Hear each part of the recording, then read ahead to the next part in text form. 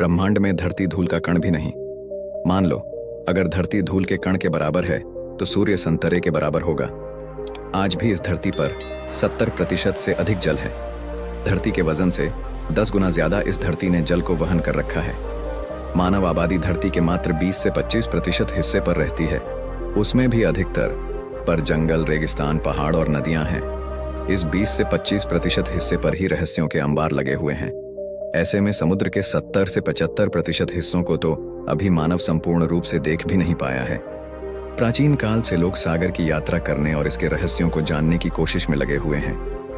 पृथ्वी की सतह के 70% से अधिक क्षेत्र में फैला समुद्र खारे पानी का एक सतत निकाय है, लेकिन ये पानी पीने लायक जरा भी नहीं होता।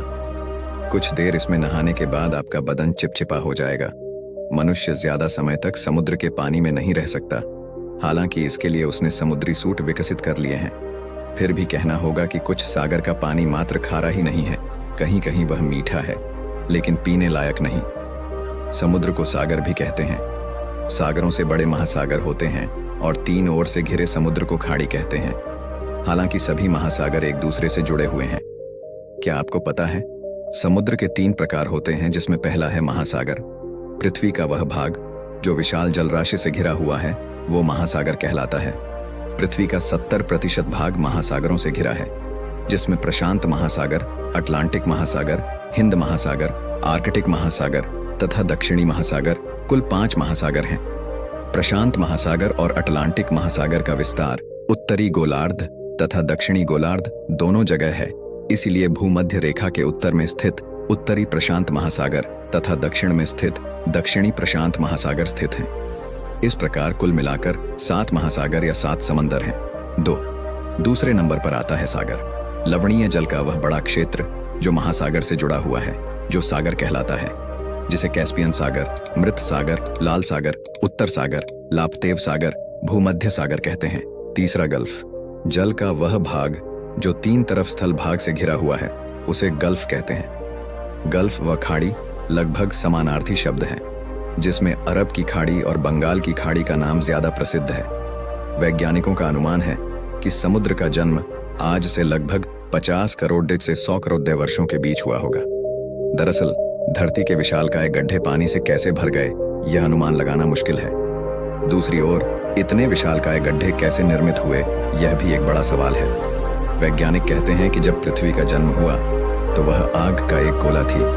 जब पृथ्वी धीरे धीरे ठंडी होने लगी, वे उसके चारों तरफ गैस के बादल फैल गए। ठंडे होने पर ये बादल काफी भारी हो गए और उनसे लगातार मूसलाधार वर्षा होने लगी।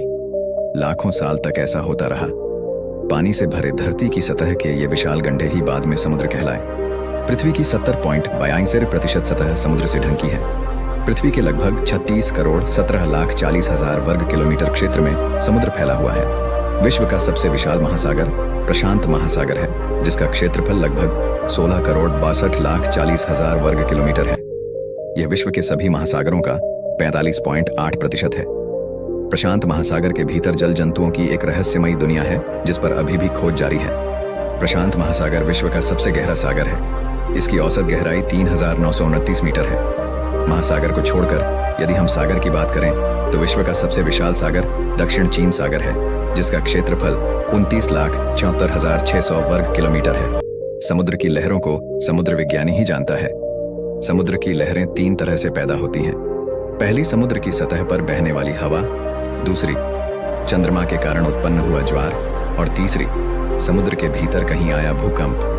हवा या तूफान से उत्पन्न लहरें भूमि के पास उथले पानी में पहुंचने पर मंद पड़ने लगती है। फिर भी कभी कभी इनकी ऊंचाई 30 से 50 मीटर तक हो सकती है। अधिक ऊंची लहरें अस्थिर हो जाती हैं और अंततः सागर तट पर झाग के रूप में टूटती हैं। सुनामी नामक लहरें समुद्र तल पर आए भूकंप या भूस्खलन की वजह से उत्पन्न होती है और सागर के बाहर बमुश्किल ही दिखाई देती है, लेकिन किनारे पर पहुंचने पर ये लहरें प्रचंड और विनाशकारी रूप धारण कर लेती हैं। समुद्री जीव 2 प्रकार के होते हैं, पौधे तथा प्राणी। समुद्री जीवन धरती की अपेक्षा कहीं ज्यादा विचित्र और रहस्यों से भरा है। यहाँ एक और जहाँ विशालकाय व्हेल है, तो दूसरी ओर आंखों से न दिखाई देने वाली मछलियां भी अपना जीवन जी रहे हैं। आपको यह जानकर आश्चर्य होगा कि ब्लू व्हेल की जीभ का वजन हाथी के बराबर होता है।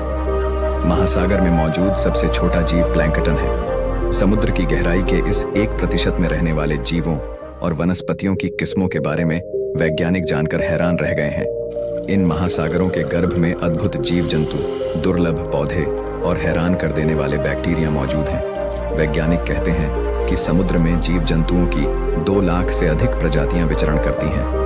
बैक्टीरिया की 35,000 प्रजातियां, वायरस की 5,000 और एक कोशिकीय पौधों की करीब 1.5 लाख नई प्रजातियां खोजी गई हैं। मछली को समुद्र का प्रमुख जीव माना जाता है। समुद्र मछलियों से भरा पड़ा है। हालांकि समुद्र में विशालकाय समुद्री सांप की लाखों प्रजातियां रहती हैं, जैसे केप साटेनो के समुद्री सांप, HMS डेडोलस के समुद्री सांप। इसके अलावा भयानक सूंडों वाले तरह तरह के ऑक्टोपस, 13 मीटर लंबा आर्किट्यूथिस, विशालकाय अनाकोंडा और भयानक जहरीले सांपों से भरा है। इसके अलावा समुद्र में हजारों किस्म के बैक्टीरिया, कीड़े मकोड़े, केकड़े और झींगों की संख्या करोड़ों में होगी, जो समुद्र की गहराइयों में पाए जाते हैं। 2 मीटर तक के कीड़े भी समुद्र के कुछ विशेष क्षेत्र में पाए जाते हैं। वैज्ञानिकों के अनुसार हर समुद्र की आवाज के पीछे कुछ कारण होता है।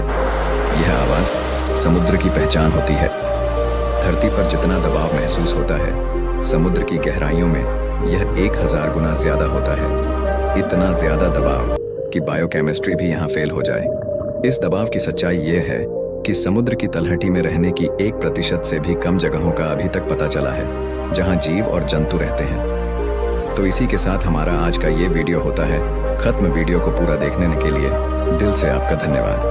और हाँ, वीडियो अच्छी लगी हो तो चैनल को लाइक, शेयर एंड सब्सक्राइब करना ना भूले। मिलते हैं अगले वीडियो में।